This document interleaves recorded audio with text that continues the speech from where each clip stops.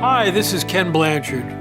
Welcome to the Blanchard LeaderChat podcast, where my friend and colleague Chad Gordon interviews experts helping support our vision of leaders powered for good. If that's your mission too, I know you'll be inspired by what you hear. I'll be back at the end to share what I've learned. Enjoy this episode of the Blanchard LeaderChat podcast.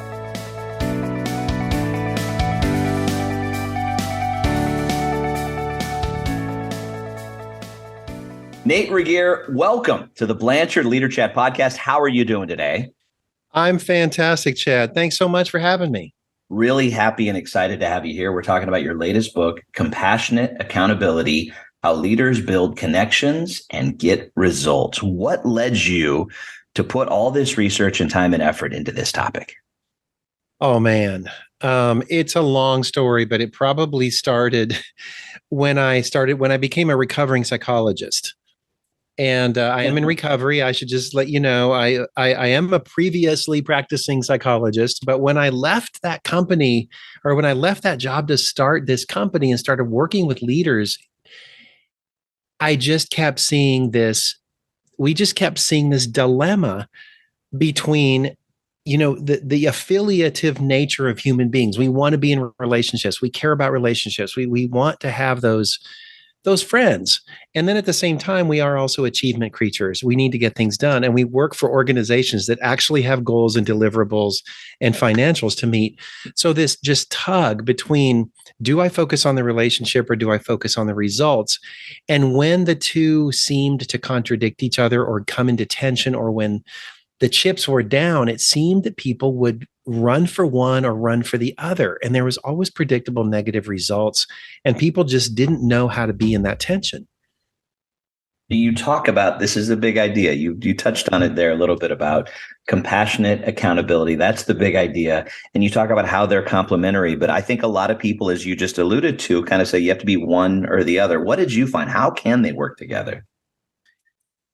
They can work together when it's kind of a three-step process. First, we need to dig into what compassion really means. And there's a lot of popular definitions out there, a lot of research. But when you go back to the original root of the word compassion, it comes from the Latin meaning to suffer with suffer. It's a process of struggling with other people.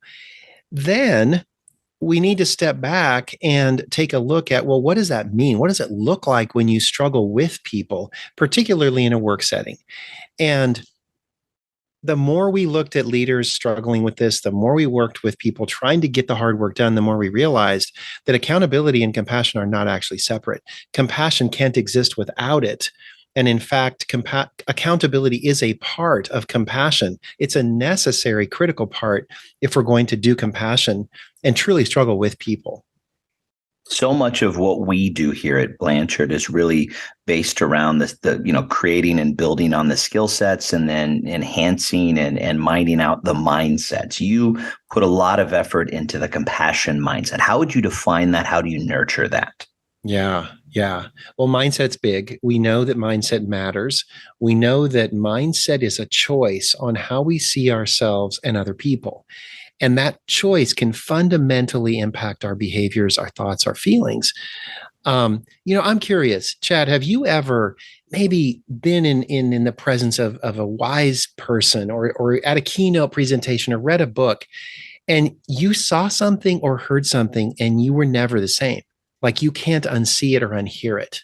Yeah. Those moments, those nuggets of wisdom that people share, it just seems like it was, as Ken says, sometimes the simple truths, when they're uncovered to you, it's hard to go back.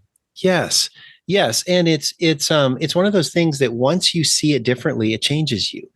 And once we defined compassion in its fullest, it changed us.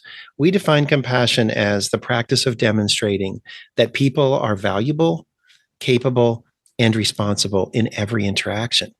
Think about that. Human beings are valuable, but they're also capable and they're also responsible. And compassion means we have to embrace all three. So we got to thinking about, well, what's an easy way to think about this? And that's where we came up with the notion of switches, that you have to turn on each of these three switches to get your attitude and your mindset right before you can start implementing the thoughts, feelings, and behaviors that are going to live that out. So we created this three switches thing kind of, to show how energy flows and how we can turn them on. And it really has been sticky, and people are really finding it an easy way to get themselves right. So when you talk about the switches, is it just that easy of on and off? How do you prime yourself so you know when to be ready for which switch? Yeah, great. Well, they all have to be on, but they do come in order. Each switch comes with a fundamental belief. An example, the value switch comes with a fundamental belief that human beings are unconditionally worthwhile. No conditions, no strings attached. And then we talk about, well, if you believe that, then what does it look like to act it out? What does it look like to behave that way? And that's where we identify specific behavioral strategies. And then the same is true with the capability switch and the responsibility switch. It starts with accepting a truth about humanity and then embracing that truth through our behaviors. So we've kind of walked through the mindset. How do you hold yourself accountable to this? How do you build these skills, almost like muscle memory, so that you can showcase this every single day in how you lead, how you are, how do you present yourself to the world? Yeah. I'll go straight to the end. And at the end of the implementation section, I identify 3 questions that you should include in every single survey you ever do again. And not just surveys, but when you talk to your employees, when you talk to if you're a coach and you talk to your players, this is the kind of feedback we need to be getting. And it's the fundamental 3 questions, which is, after an interaction with me, do you feel more or less valuable as a human being than you did before? If so, how? What did I do? After interactions with me, do you feel more or less capable and competent than you did before? Why? What can I do to improve that? And then the third question is, after an interaction with me, do you feel more empowered and more ownership and empowerment than you did before? Why? And what can I do to improve that? I ask myself those questions every day before every interaction is, do I see myself and other people as valuable, capable, and responsible? And what am I going to do to manifest that? One of the exercises that we like to do here at Blanchard is, as we kind of prime the pump to learning, is having people in their kind of their pre-learning, their launch assignments, is talk about, like, think about your best boss and think about your worst boss. Yeah. Give our listeners some examples of what a best boss or worst boss, how they would look with compassion and accountability and without. I'll give you an example of a boss with all switches on, and I come into them with something I'm really struggling with. I'm a new leader. I'm just learning the ropes. I'm up against some limits that I don't know what to do about, but I'm worried about appearing competent. And I come in and my boss can tell, and they're like, hey, what's going on? How you doing? And I can tell by their tone that they don't want to know what I'm doing. They want to know how I'm doing. And I take the risk to get vulnerable and share with them what that is, not knowing how they'll judge me. And my boss says, thank you so much for sharing. I'm so glad you brought that to me. I care about how you're doing. And then I can tell they have their capability switch on, because they say, what have you tried? What's going on? What kind of help do you need? Where are you confident? And they start getting super curious about what I bring to the table and what I need. And they avail themselves as a resource, but they do not try to fix it. And then they go to the responsible part and they're switch on and they say, let's clarify the non-negotiables. Let's clarify your deliverables. What are the boundaries and standards that are at play here that we are here to uphold at the end of the day? And when they do those 3 things, what I realize is, wow, they care about me as a human being. They are going to be a resource, but they're not going to fix it for me, because I get to learn and grow. And they're going to never forget what the most important thing is in this relationship.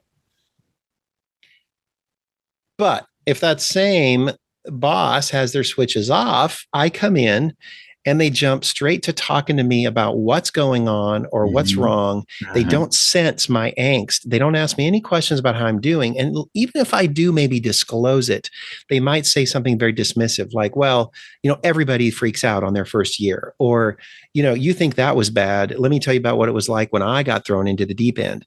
So they do these things that really are dismissive of my experience as a human. When I share a struggle, instead of trying to build my capability, they say, well, here's what you need to do, or here, let me show you what I did. And they come in as a rescuer, swooping in with unsolicited advice that undermines my capability and my dignity. And then they use ultimatums and threats to talk about boundaries. Like, well, look, I don't know how much longer I can keep covering for you. This is your 6th month on the job. Or, hey, when push comes to shove, it's a dog eat dog world out there. You got to step up. Or, other people figured it out, so should you. And so they kind of just leave me hanging, like, well, here's what you got to do and figure it out. And so those are just some examples of when the switches are off. They tend to undermine value, undermine capability, and misappropriate responsibility in unhealthy ways. Yeah, I actually had a leader that actually liked to say "suck it up, Buttercup" with like just no sense of like humor or anything. Just like there was a pride. I know in being tough and like, well, just get over it and get on with it, move on, and that can work for a while, but after a while, I think the 1,000 paper cuts they add up, don't they? I think they do, and I used to work with victims of domestic violence when I was a psychologist, and I saw the cycle of violence and how hurt people and how hurting people hurt people. And I think we may see leaders make these smug comments like "suck it up, Buttercup," but I don't think they would ever want to relive the experiences that taught them that. And so why are we repeating it on the leaders that are in front of us today? So one of along the lines of what I just shared about, how people have almost like a badge of honor, like to show that they're tough. Where do you think that came from? I mean, is that a holdover from the command and control? Is that just somebody that they were taught to don't show your feelings, don't let people know what you think? I mean, you see that advice even now, don't give enough of, don't give it all away. Where do you think that comes from, and why is it reinforced so? Boy, there's a lot that goes into that. It's a big question, maybe for a whole nother conversation, but I think it's a combination of things. The Industrial Revolution really mechanized work, and it also, this starts even further back with when we went from barter to using money as a symbol of value. And then all of a sudden time and effort got equated with value. Any of the listeners here that was at ATD and have heard Adam Grant talk, he talks about we need to stop putting so much value on how hard we work and stop moralizing effort and start actually looking at results and relationships and what we're accomplishing in the world. So all these things have conspired, I think, to make it like hard work and effort and getting stuff done is the badge of honor. And then mix that with a more male-dominated leadership workforce traditionally that tends to be more achievement-oriented and go-getter and less relationship-oriented. And it's a perfect storm where we have customs, cultures, systems, and processes that would prioritize accountability over compassion. You share, I think these are some wonderful, I'll use our terminology, kind of assume constraints. Compassion's just for bleeding hearts. Compassion creates. Yeah. Compassion is soft. It's selfless. It can't be learned. Which one of those do any of those really rise to the top when it comes to like, these are the ones that you're having the hardest time beating your fist against the table to say, no, that isn't correct. This is actually completely wrong. Yeah. And it's probably the one about compassion is soft, and that leaders who have been maybe more of a command and control traditional style, they're seeing the writing on the wall. They're realizing that you can't keep good people. You can't build good teams unless you figure this out. But they're like, but if I show a soft side, they're going to all take advantage of me and they're going to think I'm weak. And so that chapter really has a lot of good research, but also reassurances and encouragements for people to say, wait, compassion is actually really hard and it takes a lot of courage. And so you're not going to be weak when you do this, but also it's not going to make you weak. It's going to make you a lot stronger as a leader. The one about selfless servant leadership, I mentioned Blanchard in there, and it's so great. I've talked to Ken about this, and it's so great to talk to folks like him and say, wait. selfless servant leadership is not about putting yourself last. And he's like, yeah, I got a leadership wisdom for that, a simple truth of leadership. So, yeah, these are great conversations. What if, since you brought your conversation up with Ken up, I'd love for you to kind of share that experience, and what are some of the insights you've learned from him? Well, I don't know the number of the simple truth, but it is that humility is not about thinking of yourself, of thinking less of yourself. It's about thinking of yourself less. And that really, when we unpack that together, he really talked about how we have to have the confidence to be humble. We have to know we're worthwhile. We have to have our switches on to be humble and serve other people. But it doesn't mean serving at the expense of our own wellness, because we have to show up with energy. We have to show up with enthusiasm. We have to show up capable of loving and caring for other people every day. And you can't do that if you let your tank run dry. If someone can raise their hand after hearing this podcast, obviously you want them to go out and grab your book. But if they raise their hand and say, I am so guilty of this, I know I want to lead better, I want to be better, I want to show up in a different way, what's the one of the first steps somebody has to, if they have the awareness that it's a problem, what is one of the first places you send them? I'm going to give you the two simplest but most not simple. It's elegant, but it is so hard. But the most powerful two things you can do as a leader: get vulnerable and start talking about how you're really doing with people, and unlink it from your value as a human being. Your experience matters. When you're struggling and suffering and you're anxious, it's okay to talk about it. Get vulnerable. Nobody's going to think you're less than because of that. And second of all, ask for help. Maybe it's not physical help. Maybe it's emotional help. Like, hey, has anybody else out there ever felt like this? Because I'm feeling really alone right now. Or, hey, would somebody be willing to just let me vent for a few minutes? So get vulnerable, ask for help. Those are the two most powerful things and the hardest things for leaders to do. But I guarantee it will start that process of change. Nate, what is the one thing, as we start to wrap up our conversation, what's the one thing that you want our listeners to take away from our conversation today?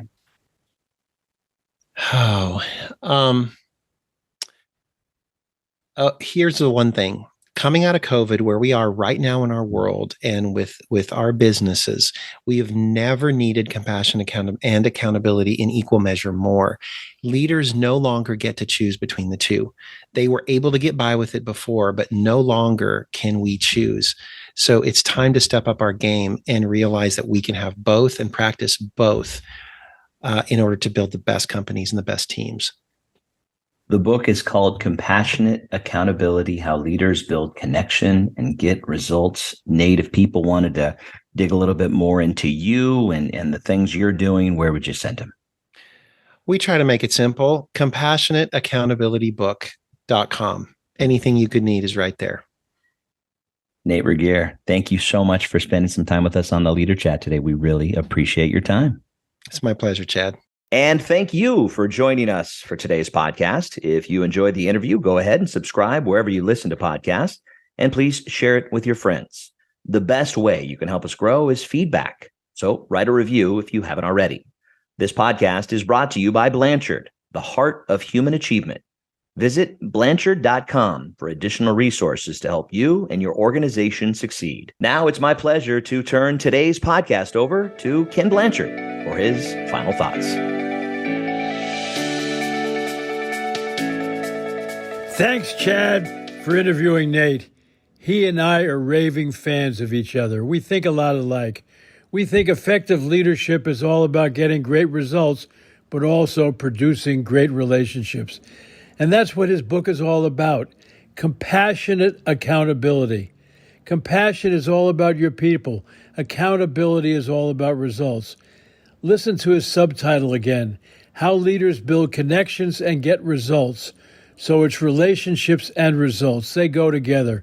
And I think it's just amazing that he has put this all together in one spot.